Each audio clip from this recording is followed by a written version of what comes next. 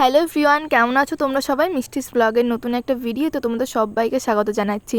আজকে আমি তোমাদের সাথে লক্ষ্মী পুজোর দিনের ব্লগটা শেয়ার করব। আমার পাপা না দুদিন আগেই সমস্ত বাজার ঘাট করে রেডি করে রেখেছিল। পুজোর ফল থেকে শুরু করে দশকর্মার বাজার, তারপরে মুড়ি মুরগি যা যা লাগে সব কিছু আমার পাপা বাজার করে নিয়ে এসেছিল। আর যেটুকু বাকি ছিল সেটুকু মা আজকে সকালবেলাতে গিয়ে বাজারটা করে এনেছে।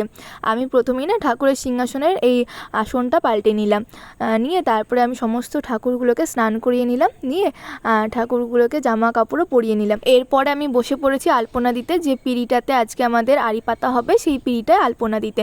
আমি একদম আলপনা দিতে পারি না ভালো করে, তো যেরকম পেরেছি সেরকমই দিয়েছি। আর আমার কাছে না আলাদা করে কোনো তুলি ছিল না, আমি একটা কাপড় ভিজিয়ে মানে ওই খড়ি মাটিতে ভিজিয়ে এইভাবে আলপনা দিয়েছি। মা দেখছি আজকে বাজার থেকে আসার সময় না লক্ষ্মীর পা কিনে এনেছে, মানে স্টিকার যেগুলো পাওয়া যায় সেগুলো কিনে এনেছে। তো খুব ভালো হলো, এইগুলো বসিয়ে দিলে আর কি ভালো লাগবে দেখতে।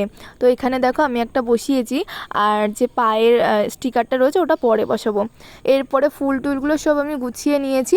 আর মা দেখো এই দিকটাতে বসে পড়েছে এখন ভোগ বানাতে। আর আমি তার আগে সমস্ত বাসনপত্র রেডি করে রেখেছিলাম। মা এখন নাড়ুটা করছে। মা নিজেই না নারকেলটা কুড়িয়েছে, আমি খুব একটা ভালো নারকেল কুড়াতে পারি না। এবারে দুজনে মিলে হাতে হাতে নাড়ুগুলোকে পাকিয়ে নেব। আর মা এদিকে নাড়ুটা করতে করতে আমি সমস্ত সবজিগুলো কেটে নিয়েছি, মানে 5 রকম যে ভাজাটা হবে তার সবজিগুলো। আর এখন আমার মা এখানে বানিয়ে নিয়েছে সুজি, আর এবারে আমি বানাচ্ছি ক্ষীর। মা এর আগে ছানাটা করে নিয়েছে, ছানার শটটা করে নিয়েছে। তারপরে আমি এদিকটাতে ময়দাটাও মেখে নিয়েছি, মানে যখন দুজনে যেরকম পাচ্ছি আর কি কাজগুলো এগিয়ে এগিয়ে রাখছি। 5 রকম ভাজাটা এবারে আমি ভেজে নেবো, তো তার জন্য আমি এখানে একটু লবণ মাখিয়ে নিলাম, মানে সন্দক লবণ। আর এদিকে দেখো আমার মায়ের তো সুজি হয়ে গেছে, তারপরে নারকেল নাড়ু পাকানো হয়ে গেছে, আর আমি এদিকে ভাজাটা করছি।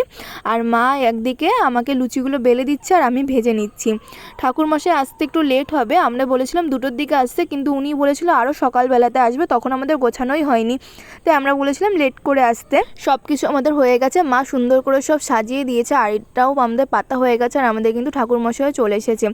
আর ঠাকুরমশাই না একদম খুব ভালো সময় এসেছে, একদম সন্ধেবেলাতে, যে সময়টাতে আমরা সন্ধে দিই, সন্ধ্যা প্রদীপ দিই, ওই সময়টাতে এসছে। আর সবাই বলে যে এই সময়টাতে লক্ষ্মী পুজো আর কি ভালো হয়, এই সময়টাতেই করতে হয় একদম সন্ধ্যের সময়তে। ওই জন্য না আমাদের পুজোটা একদম ভালো সময়তে হয়েছে, সন্ধ্যাবেলাতে। আমাদের পুজো দেওয়া কমপ্লিট, আমাদের অঞ্জলি দেওয়াও হয়ে গিয়েছে, এবারে শুধু একটু আরতি করে দেবে তাহলেই হয়েছে। এই কোজাগরি লক্ষ্মী পুজো তো সবার ঘরে ঘরে হয়, ওই জন্য আজকের দিনে একদম তাড়াতাড়ি পুজো হয়ে যায়। আর ব্রাহ্মণদেরও আজকে থাকে প্রচুর ডিম্যান্ড। আমি তোমাদের সাথে কিছু ফটো শেয়ার করছি পুজোর।